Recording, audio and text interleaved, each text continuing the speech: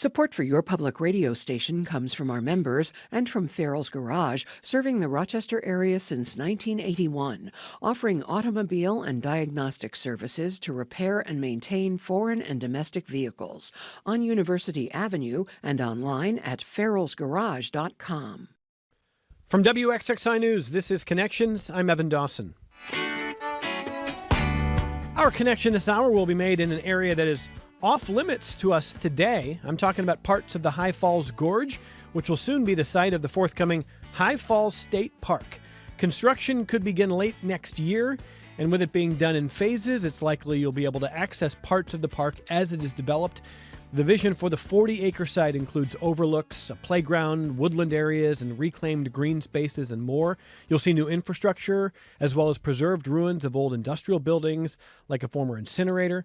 New designs of these plans were recently released, and we're going to show you them this hour if you are watching on the WXXI News YouTube stream. We'll also post them on our website. And WXXI's Brian Sharp has been covering this story for years now, from the initial plans to build the park to the first major cleanup project near the RG&E plant, to these new designs. Obviously, there's been a lot in the works, and Brian is here this hour, along with representatives from the state and park planning team, to help us explore what you can expect, how the park is going to be expected to benefit the area, and when you can enjoy it, maybe the park in phases. We're going to talk about this with Brian Sharp, who is a business and development reporter, investigations and enterprise editor for WXXI News. Welcome. Thanks for being here. Thank you. And with us this hour, Vincent Esposito. Vinny is Senior Vice President for Regional Economic Development at Empire State Development and Special Advisor for Upstate Intergovernmental Affairs for the Office of Governor Kathy Hochul. Thanks for being back on the program Nice today. to be back.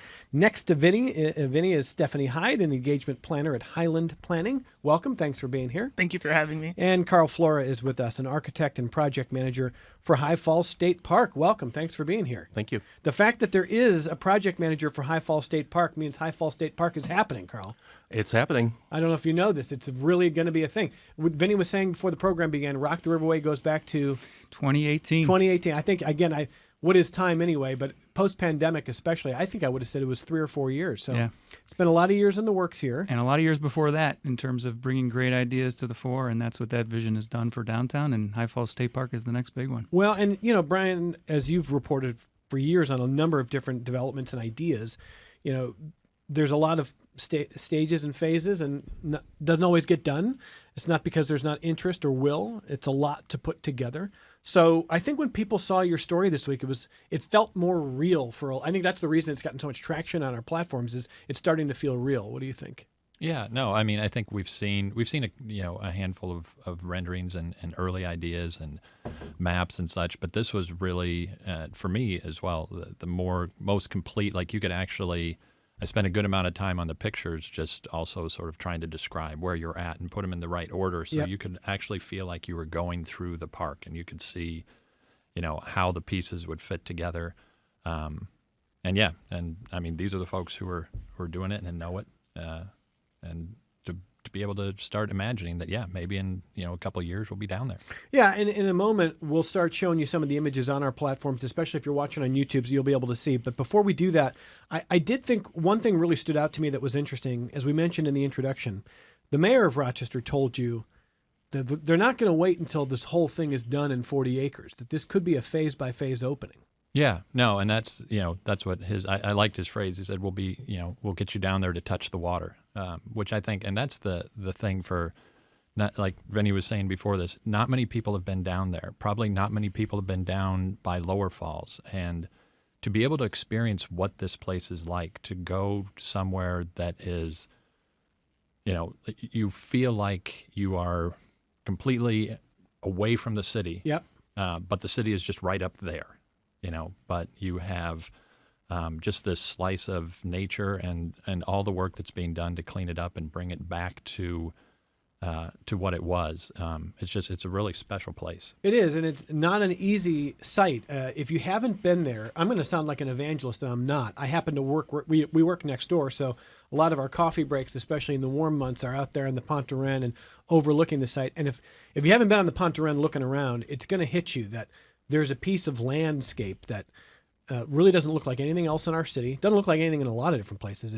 It's beautiful, but it's sort of unkempt, and there's so much potential there. So it is pretty wild to see it it happening. And Vinny, I go back to this quote that you told Brian in 2023. You said one of the unique aspects about urban parks is they often have a huge economic advantage for the community there. They're not like a rural state park that wouldn't impact property values or economic activity other than some facet of tourism. Urban parks are different beasts. This could be one of those examples, you think? Oh, it will be. Yeah, no, we're very much focused on what Brian was just talking about and making it an urban refuge and making the park a special place. But we're also very much intentionally designing this to have a positive impact on the city's economy.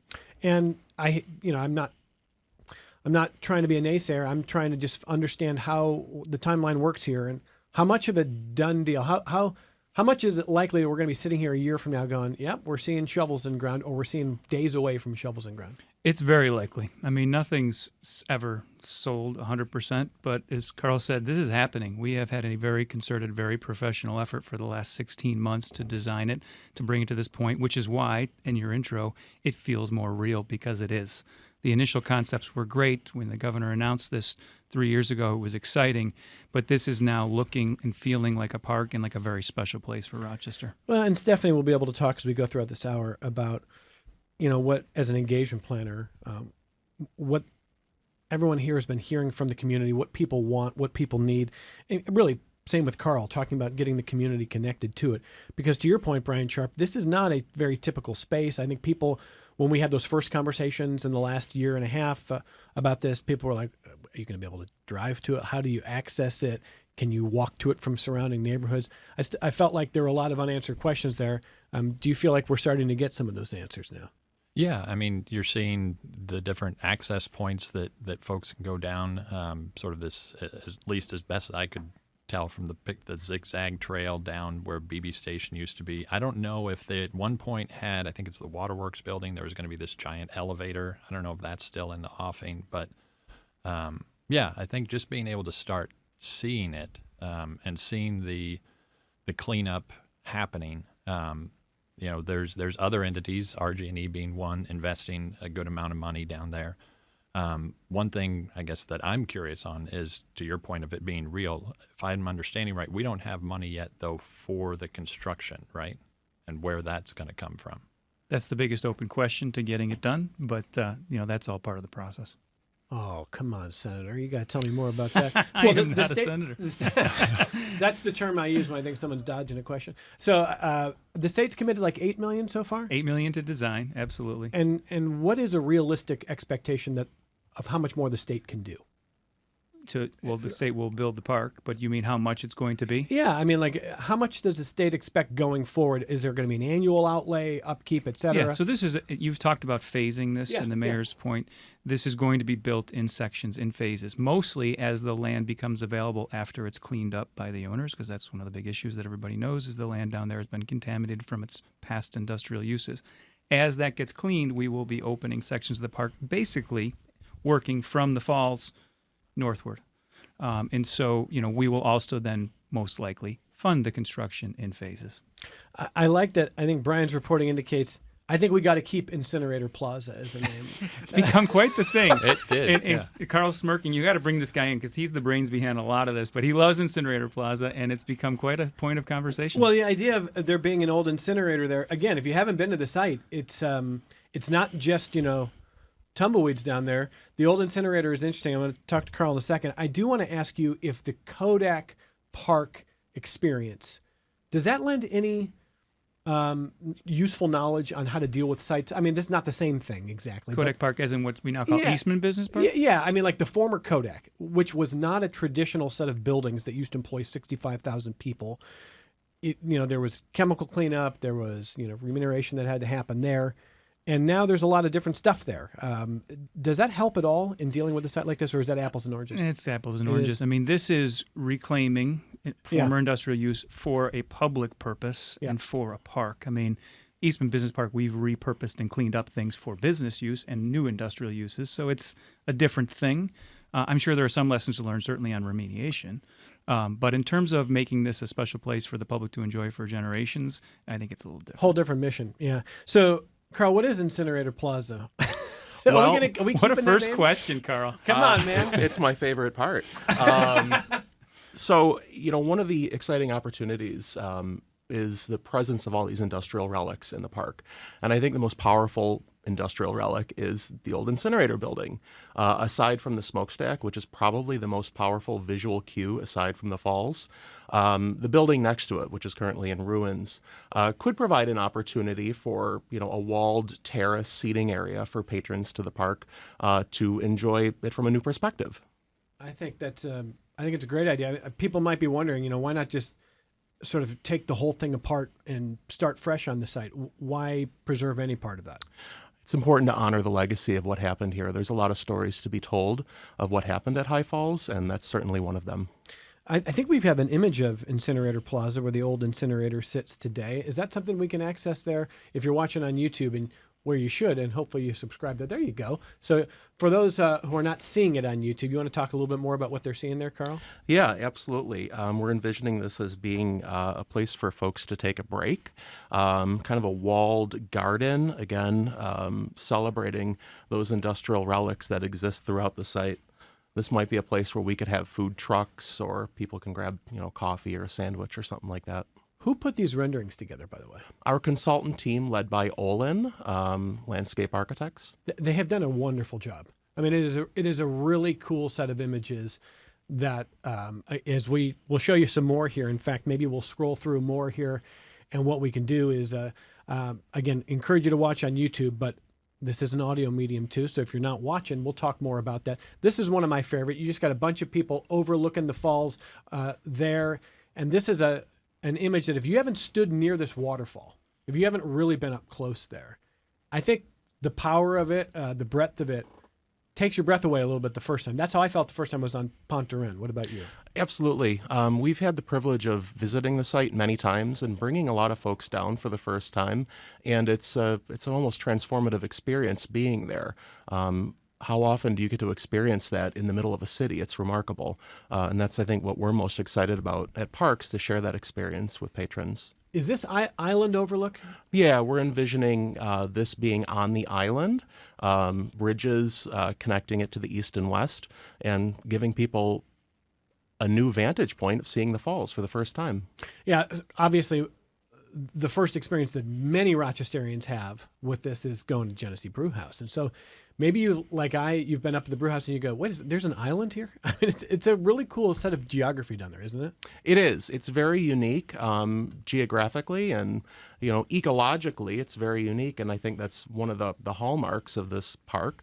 We are going to celebrate that unique geology and all of the nature that exists there now, and we're going to build on it too and celebrate that. So we'll keep scrolling through some of the images here. So again, if you're on YouTube, join us there on WXXI News. You'll see Brian Sharp's reporting on our various platforms for WXXI News. A lot of people have been checking this out.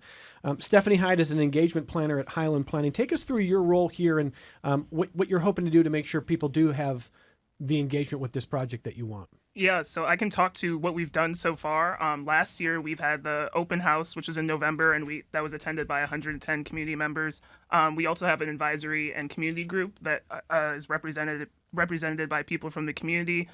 We did a direct mailer to 4,000 people or households around the High Falls State Park neighborhood as well, and then our online survey, which reached 290 responses. In addition to our targeted outreach, we've been at the Genesee Land Trust River Forum Focus, the Festival of Inclusion, the Pont des Reines Bridge opening, the Genesee River Watch Summit tabling, the Edgerton Art Center tabling, and then the Greentopia Dinner on the Bridge. So the goal is really to meet people where they're at, but also have that broad sense of engagement as well. So giving people the chance to give their input at multiple stages of the project. Stephanie, this is one of those places in Rochester that, I moved here in 2023, and the first time I was down in this area, I felt like I didn't know why I didn't know about this sooner. I didn't know why I didn't see more things happening nearby. And I can't force development. I mean, all the way back in my first reporting days covering Mayor Bill Johnson's efforts to make this district that we're in right now, High Falls Entertainment District, that struggled. To me, it's logical. It's a great space, but you can't make people do it. At the same time, it sounds like there's a lot of interest in the state park here. Are you concerned at all when you see the fact that there hasn't been as much development as sometimes maybe city planners wanted, or maybe the community hasn't always accessed spaces as much?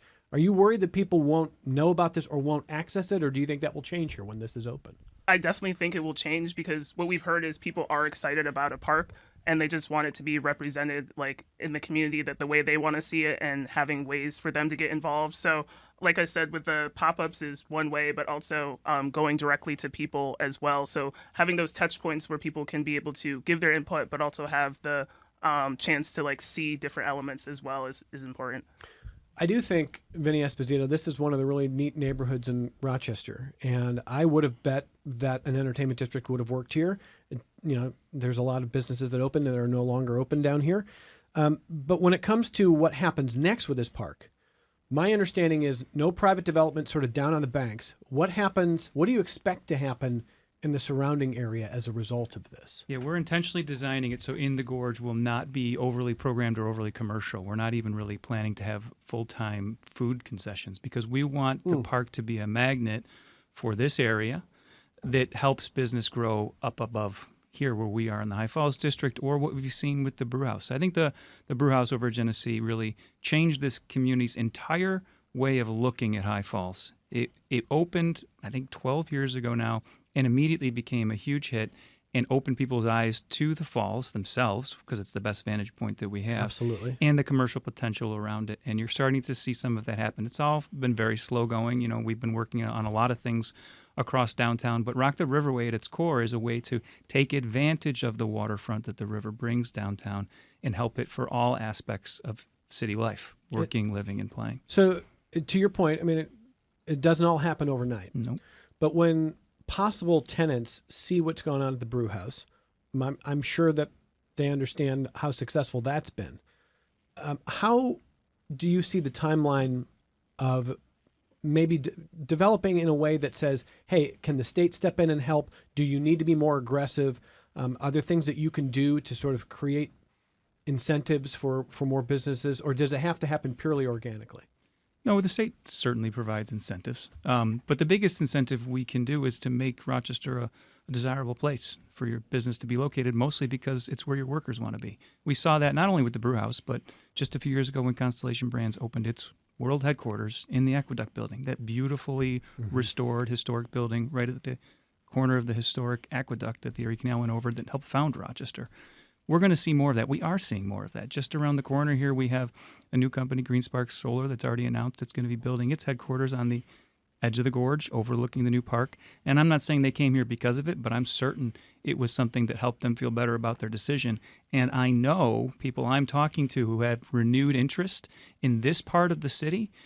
The park is one of the catalysts. And that's going to continue to increase as it becomes more real, with things like we have seen with the release of these designs, and as we start to open up and construct the phases. A member of local government, Brian Sharp, told me, that every journalist in town should have made a bigger deal of the fact that you've got a Fortune 500 company that's moving back down to Rochester. Vinny's talking about Constellation, that these stories need more. Now, you've covered that. I informed them that Brian Sharp covers all things business and development, and that they ought not miss that. But in the context of this city, I don't disagree that is a big story. Do you think that's been underplayed? Do you think a story like that, and because all the context of the last decade has been what's either going to the suburbs or what's either going away, and when you see development like that, I think sometimes people say, well, you're being a cheerleader for the city, or you're ignoring it, you're not covering it enough. I mean, I think it's a big story, and I don't think it makes us cheerleaders to cover it. Yeah, no, I mean, I think, then you also have some folks who are saying you're spending too much time talking about just what's happening downtown, the ebbs and You can't flows. win. So, no, I think, the development we're seeing, also the development we still need to see downtown. The thing I remember speaking of first getting here, one of the things that struck me coming from the Midwest, where we don't have, big, huge lakes and all that, is how much Rochester for the longest time turned its back on its water, didn't embrace the fact that it has this unique feature both running through it and up at the lake, the limited abilities that you had to get out on the water. I always point to we have a hotel that put its carport by the water, which is insane. and now we're starting, and not just starting, we have been, but embracing the fact that Did they we say have carport something, in the Midwest? or whatever you want to call it. But that's another area that needs investment, is fixing that hotel, obviously. But that we're starting to now embrace this feature, not just for, and to what he was talking about. There is, though, the whole industrial use of this gorge, RG&E, Bausch and Lomb, the city, and how it was used to power the city at times, and what we can learn from that, and a whole story to tell there as well. Yeah, I can't disagree with anything that Brian just said here. So before I turn back to our other guests, I just want to ask Vinny, and we'll take some feedback from listeners. I've got emails and we've got phone calls we'll take in just a second. So Charles, we'll get your feedback there. Alex, we'll take your phone call in just a second. Do you think the Constellation story was underplayed? Do you think that was a big story for Rochester, a Fortune 500 story there? Well, I know it was a big story for Rochester. Whether or not it was underplayed, I'm not really sure. I mean, Brian does do an excellent job covering these things. Of course, I would like more coverage of the positive things that happen, and there are a lot. They just aren't often as large as some things that people see that attract their attention. But the progress downtown is undeniable, and a lot of it is due to the partnership that the city has had with the state. Governor Hochul has invested incredible amounts in almost every building Brian's mentioned, and others through programs like Rock the River, like the Downtown Revitalization Initiative, like Restore New York. We're bringing every resource we can bring to try to restore downtown Rochester. It matters significantly as the center of our region and as of our economy. So, these are things that we will continue doing. We've been doing for a very long time. And honestly, any objective review of the last few years, you can't help but see progress. If you just remember 10 years ago what the Sibley building was looking like when it was empty and what it looks like today when it is now full, and if you go there at lunchtime, it is booming, it shows what's possible, and particularly what's possible with restoring these beautiful historic buildings that we have. So that's what we're trying to do. That's what we are doing. And I think High Falls State Park is a very big part of it because it's an attraction that's open for everyone. It's a state park. State Parks does an incredible job of making their resources something that everyone enjoys one way or another, don't cost a lot of money, and that will open people's eyes to other things in downtown. I think it's going to bring people downtown that otherwise are not coming here, and also be an incredible amenity for people that live in these neighborhoods, which is why we're designing it that way. Some feedback from listeners. Dave, watching on YouTube, says, looks really beautiful, reminds me a bit of Ithaca Falls. Yeah, I guess so. I haven't been there recently. Everything here is bigger, man. But yeah, it is beautiful. And Alex in Rochester wants to jump in about environmental cleanup. Go ahead, Alex. Yeah, it's been a while since I looked at this, but I thought the reason this hadn't developed previously is because the admissions of coal tar pitch volatiles into the water basin underneath the falls, which were heavier and sunk underneath the soil there, making it almost impossible to remove. When I read RG&E's plan, they were going to grab what was easy and leave a lot of it down there with vents, which they could then monitor, and if more became, because it moves around, if more became available to remove, they would remove it. But as I understand it, not only is touching coal tar pitch volatiles dangerous, but the off-gassing from it is also dangerous. And how much of this has been removed? How big a risk does this pose? And when, if ever, is all of it going to be out from underneath the basin of the falls? All right, Alex, thank you. Anybody want to jump on this? I'll take it since none of us are really qualified to answer that question. But it's true. I think the biggest impediment to any development of this site in the gorge and access for it publicly in general has been the contamination from the various uses. I can't speak specifically to that pollutant that the caller was just referencing, but there are a number of remediations that are happening right now and being overseen by the Department of Environmental Conservation to ensure that we're not going to open a park that's not safe. You're not going to shortcut the work that's got to be done. No, that's why it's taking so long, right? I mean, we talked about, Governor Hochul announced this 3 years ago. We haven't even put a shovel in the ground yet because, I shouldn't say we haven't, but RG&E has, but because cleanup is the number one priority and is a long-term thing. So we have several parcels down in the gorge. Only one of them has been cleaned up to this point. Others have to, including, items that are in the river. And so, that's ongoing work. That's important work. None of it's possible if we don't get it cleaned up to a site. And in fact, the state parks has been very clear from the outset. The state won't open a park and won't assume any land that has contamination that provides liability or is unsafe to people to access. Alex, thank you. And maybe related to that, Chris emailed to ask who owns these 40 acres. So what's It's a combination of owners, primarily RG&E, Bausch & Lomb, the city of Rochester, and Genesee Brewery. Okay. And the state of New York, I should say. We do own some of the land. And the state. Okay. But none of that is going to be a hindrance to getting this done? I don't think so. There's a plan in place to clean up all of the properties to a level that are acceptable for a park use, and then we will have the state acquire and access them. Brian Sharp, you want to jump in here? I was just looking back. We did a story. In fact, RG&E was a little surprised when we called and said, we want to go down and do a story about your cleanup because it was huge. And I was just looking back on the story we did. It was 26, the first of 5, I think, sites. $26 million, 300,000 cubic yards or 60,000 tons of soil removed and cleaned up as part of that. And that's just one of the cleanup projects. So when they say significant investment is going in ahead of time, and the city still has to go on the incinerator, Bausch & Lomb, RG&E still, and I'm missing the 5th one, whichever. Well, there are multiple properties. RG&E has several. Okay. Chris, I hope that answers that question. Alex, thank you for that. Here's what we're going to do. On the other side of this break, we're going to share more of the images with you, and I want to talk more with Carl and Stephanie about what is likely to be coming our way. We had a couple questions about timeline here. So again, Brian Sharp's reporting, if you hadn't seen that earlier this week, everyone involved from the mayor on down says, this is going to be a phased opening, but, are we starting to see a full timeline come together? We'll talk a little bit more about that for High Falls State Park. Had a couple questions on parking, on access, on cost to enter. So we'll hit all that stuff. And we'll talk more about, what kind of input they're still looking for. I mean, Stephanie Hyde is doing this work. Been talking to, as Stephanie mentioned, people across our community in a lot of different forums about what people want to see there, making sure the park does reflect being an inclusive one for the community. So we'll talk more about that. A lot more to share with you. Stephanie Hyde, engagement planner at Hyde Planning, next to Vinny Esposito from New York State, the senior vice president for regional economic development at Empire State Development. Of course, Brian Sharp right next to me, the investigations and enterprise editor for WXXI News and also reporting on business and development. And Carl Flora, an architect and project manager for High Falls State Park. We'll come right back on Connections. Public radio brings you the kind of enlightened discussions that keep you informed. We rely on listeners like you to help pay for this kind of programming.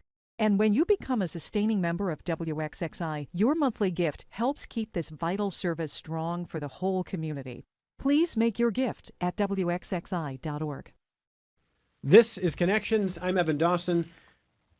There's an elevator? Is that really going to happen? Brian was just talking during the break here with the panel here, and there was talk about taking an elevator all the way down. That's going to happen, you think? Yeah, that's still in the planning stages, working with one of the properties above the gorge to access so we can have an elevator for full utilization and access by people of all abilities. So let's talk to Carl about some of that, because some of the questions we've gotten involve parking and access. So elevator, yes, but also what? A lot of community connections at the top of the gorge. This is a pretty complicated site to get people into because right now there's one way in and one way out on each side. One of the big differences between the 2022 concept plan and the current framework plan is we have 9 community gateways. So we're envisioning various multimodal connections, be it trails, roads, the elevator, to allow folks from the adjacent community access and easy access to the park. And easy access, including a fee or no fee to get into the park? There will be no fee to get into the park. No fees? No fee. Okay. And what else should people know about getting to it? Anything that involves either the neighborhoods, bus routes, et cetera? We've been coordinating closely with the city of Rochester to make sure that all of the connections that we're providing interface well with the various trail initiatives that the city is undertaking. As far as parking, we have 40 acres, which gets used up pretty quick when you incorporate vast parking lots. So we envision most of the parking occurring at the top of the gorge. There's a lot of opportunities from the city-owned parking garage to street parking.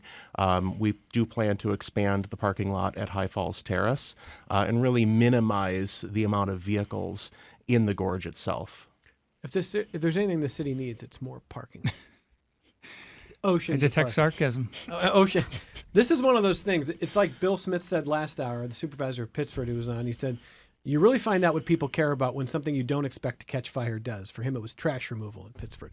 Here, it's parking. We could do a show on parking, and the phones would be lit up the entire hour. People are very fired up about that. But safe to say, Carl, you're going to try to make sure people, however they're getting here, will have access to what is a complicated site, even if it includes the elevator going down, right? Yes, absolutely. We are focused on going beyond ADA, which is a minimum for accessibility, Yep. and really focusing on universal access to the park and all features of the park. And where does the elevator go?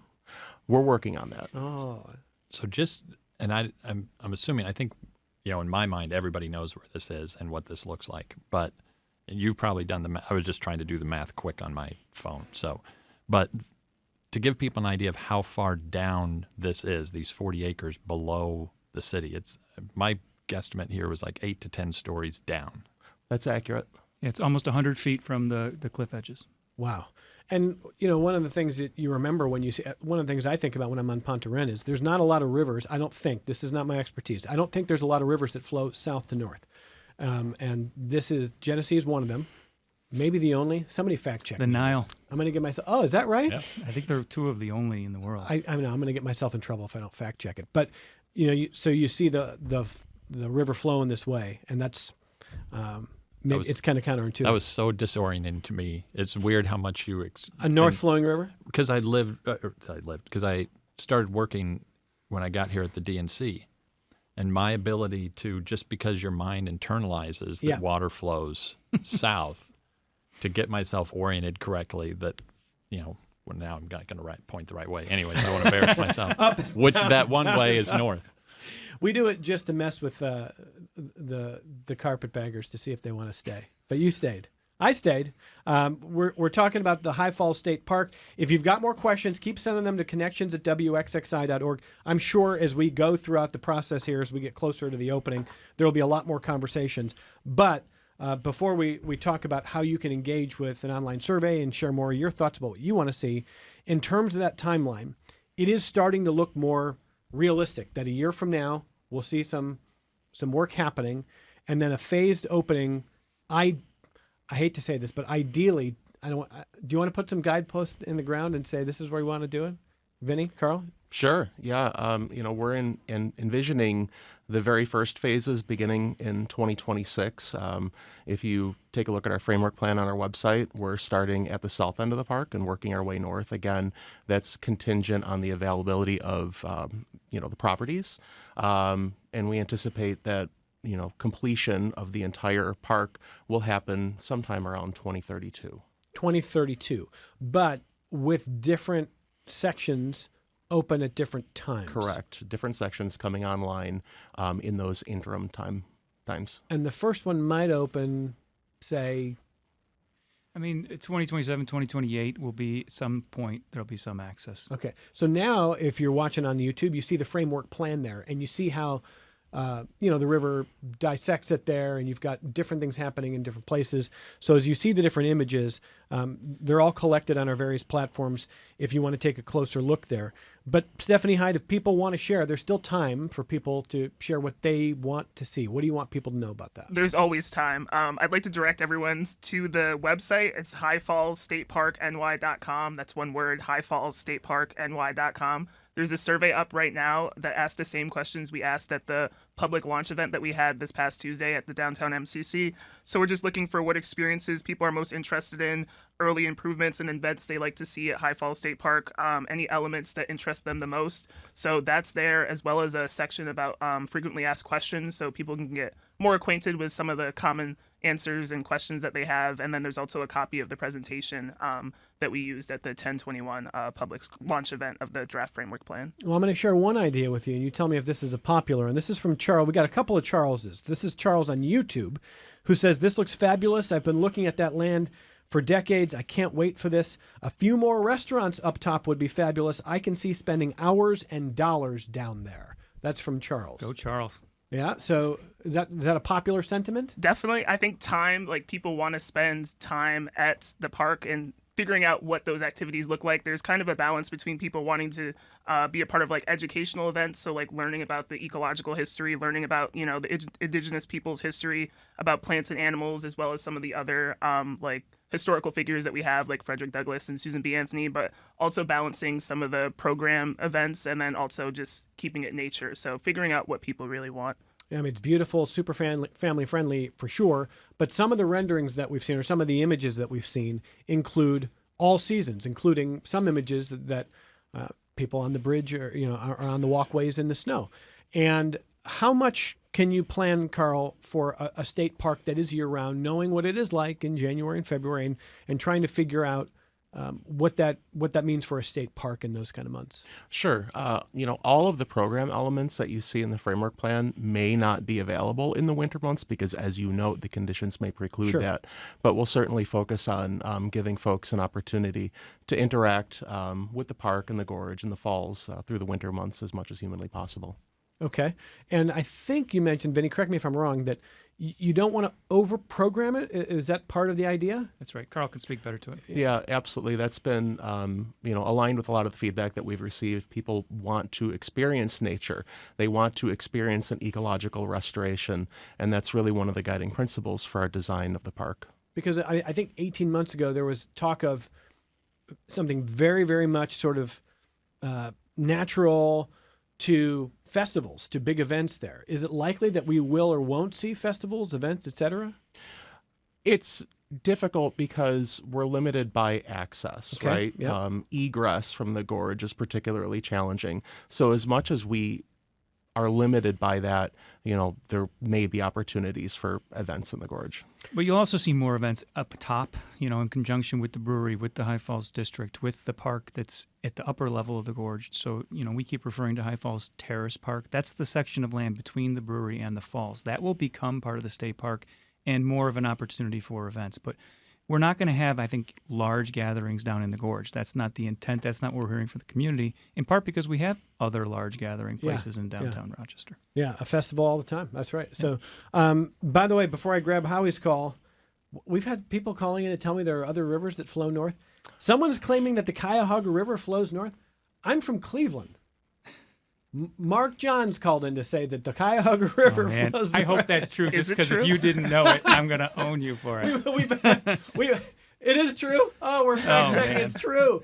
That's the river that caught on fire when I was now you're shaming Cleveland. Why are you I'm not doing that? shaming Cleveland. I'm from Cleveland. I love Cleveland. Got to find a way for him to redeem himself. That's exactly right. And the river caught fire like 50 years ago. So, I wasn't even born yet. Almost. Our river caught fire once too. So yeah, it wasn't just Cuyahoga. Stop it, Brian. Someone else says the Niagara River flows north. Is that right? That's right. Yes, it does. Okay. All right. Listen, I told you I needed to be fact checked. That's why we do it in real time. Connections listeners are the best fact checkers. I do appreciate Love that. it. Howie in Rochester on the phone. Hey, Howie, go ahead. Hi. I was so interested in listening to the timetable, and I think a lot of people might say, it's going to be till 2032. But I'll give you a tip.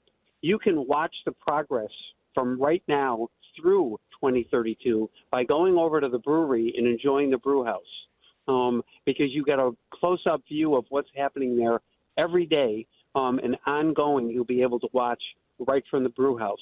And I'm calling selfishly because I used to be an owner of the brewery, and I'm so excited for the energy that is coming from what's going on over there. So that was my comment. Well, I appreciate that, Howie. Thank you very much. I appreciate the disclosure as well. Go ahead. I want to Vinny. say thanks too, and I want to say, because Carl knows I'm probably the most impatient person on the design team.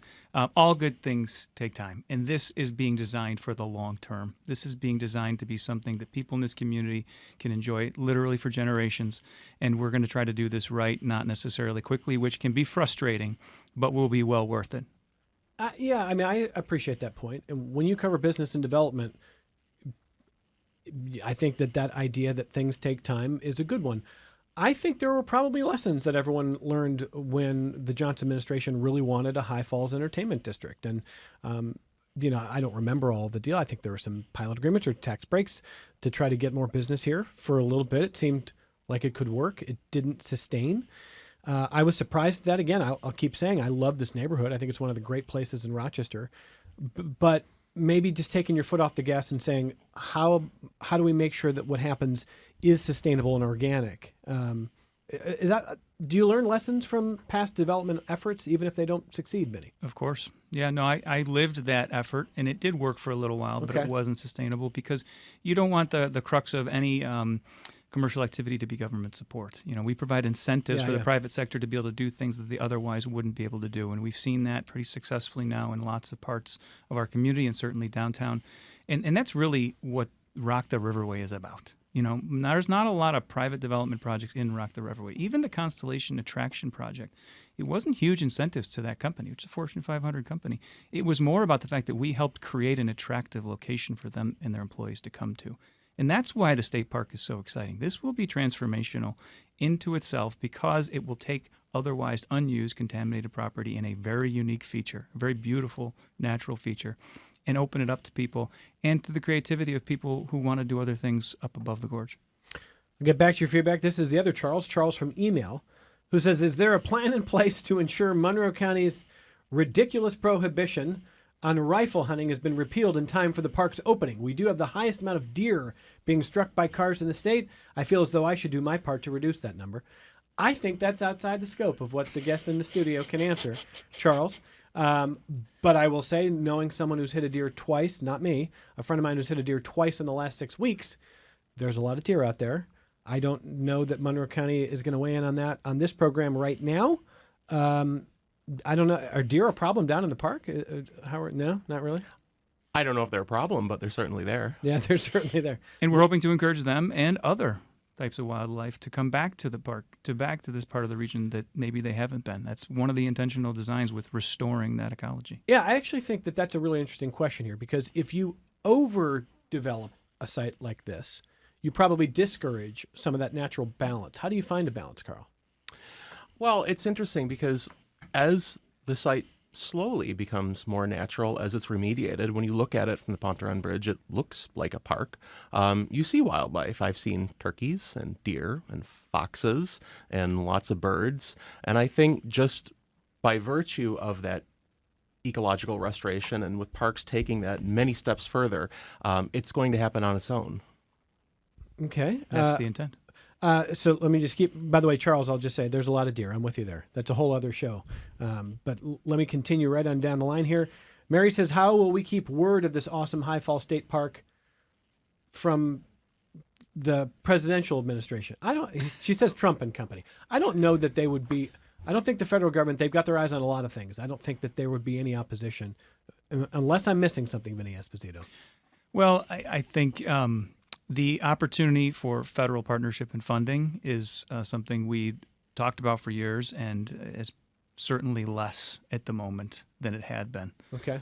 So I don't think there's going to be any opposition to creating a park, but I think it's a question of the level of partnership and support. So it ebbs and flows depending on administrations. I'm not trying to paint this as any normal period of American history. I think we're in a very abnormal time. Has that made your job harder? Yes. Do you want to elaborate? No? No, we're here to talk about the state park. Okay. Another day. Back to your emails here. Paul says, any plans for campgrounds on the site? This it's intended that the operating hours are going to be dawn to dusk, so no plans for camping at the site. No plans for camping there, Paul. Kim wants to know what the capacity will be, because Kim thinks that weekends are going to be very busy at the state park. Any idea how many people will sort of comfortably fit if it's a beautiful day and there's a lot of people there? I don't think we've reached that level of detail yet, but it's certainly something that's on our mind. Like I said before, ingress and egress to the park are a challenge, and that's going to inform our programming of spaces so that it, hopefully doesn't become uncomfortable. Yeah, the park can hold thousands of people. I mean, it's a big space, but it can't safely hold that many people to get in and out timely or safely. Okay. Yeah, well said. And Kim, that's a good question, but that's one that we'll cover, and I'm sure Brian will cover, and frankly, everyone here will want you to understand as we get closer to any kind of opening here. So as we get kind of ready to wrap here, every time we talk about this, we get a ton of feedback. People are very clearly engaged here. Stephanie, how do you make sure that they actually feel like their voice is going to be considered? Not every idea is going to work, but how do you make sure that people actually do get taken into account with their ideas here? like I said, surveys, but we'll also be doing pop-ups as well. So having a go-to-them strategy of, getting feedback, and we'll always, get feedback from like emails as well, or, on the street, but having like a multi-pronged way of doing that. But I would say right now there's never not an opportunity to give your feedback. So give your feedback when you can. Yeah, and we're moving from planning, from the design here, into like technical design. So now that we've got something more tangible to show people, we're going to try to get out to more places. So if anybody listening has an event or a community group or anything that they would like us to talk to, we're open to that, because we really do want to come hear from you. And the team has done an incredible job of responding to that input. Carl, what's the biggest challenge of the site? Certainly the topography. Creating a park in a gorge in a city is very challenging. An urban park needs to have a porous perimeter. We want people to be able to access it freely.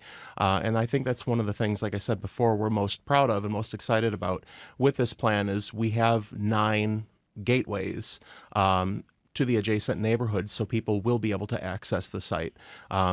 Like I said, that's really one of the hallmarks of a well-planned urban park, I think. Are there analogs in other cities at all that are anything like this, or is this utterly unique? I'm not sure any examples exist of new urban parks in a gorge with a waterfall.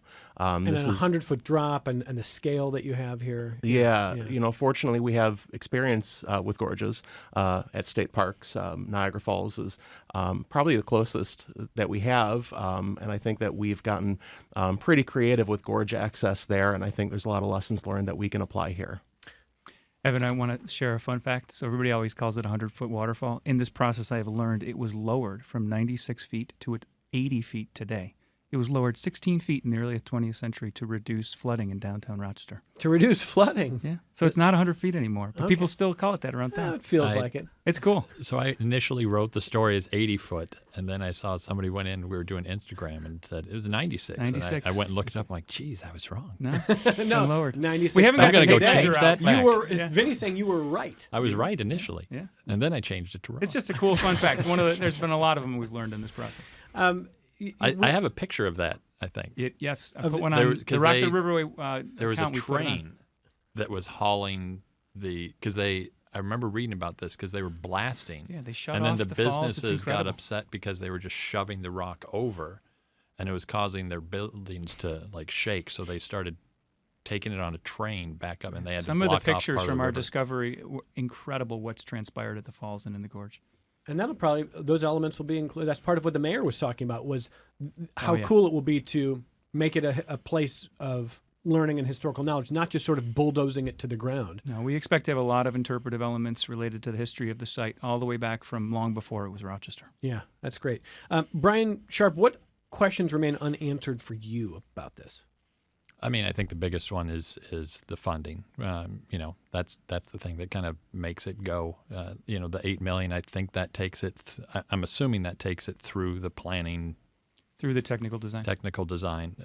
But yeah, then where the money is going to come from to make this happen on the schedule that we're hoping it happens. Can I add? I hate to bring it up, but I'm shocked we've gone 54 minutes and you haven't brought it up. Public safety always jumps to the front with this, and I do want to address the fact that the plan includes a new Parks Police station and presence as part of this park, because I know a lot of people who are, worried about creating a new open space in downtown Rochester. It's the first thing we hear from almost all our public engagement. I just wanted to make that point. I don't want to diminish the importance of funding. That's what I spend a lot of time focusing on. But I want to make sure people know that. Yeah, I appreciate that point, and that issue comes up, Vinny is saying, quite a bit, huh? Yeah. In terms of other things we heard about, encouraging solitude and hiking and biking, but sharing diverse stories from the past and present, as we said.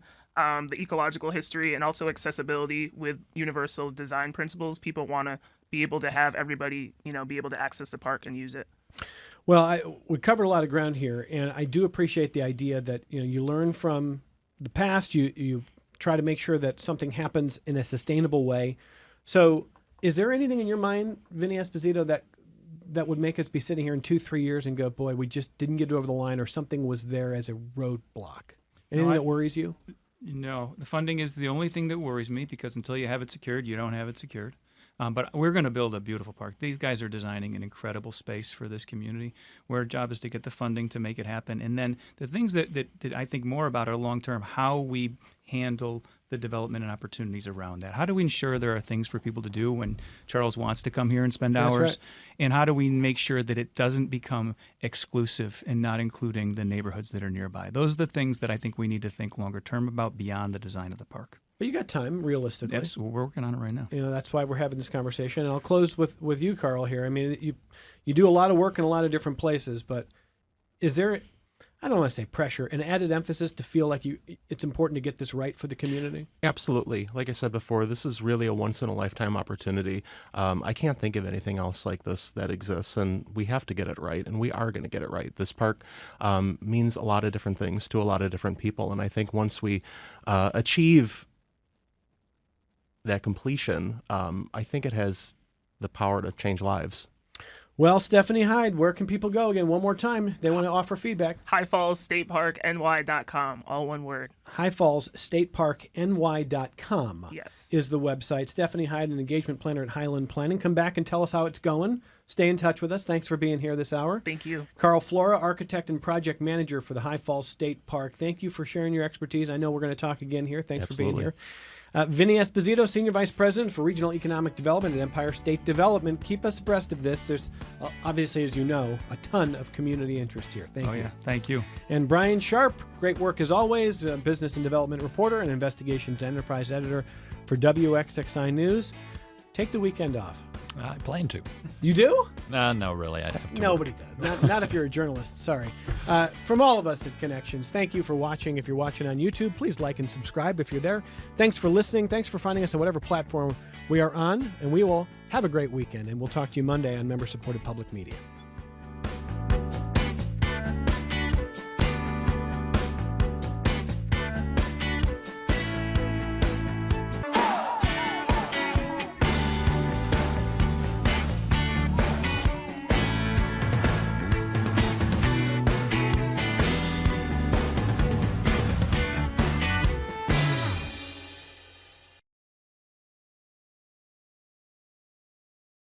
This program is a production of WXXI Public Radio. The views expressed do not necessarily represent those of this station, its staff, management, or underwriters. The broadcast is meant for the private use of our audience. Any rebroadcast or use in another medium without expressed written consent of WXXI is strictly prohibited. Connections with Evan Dawson is available as a podcast. Just click on the Connections link at WXXInews.org.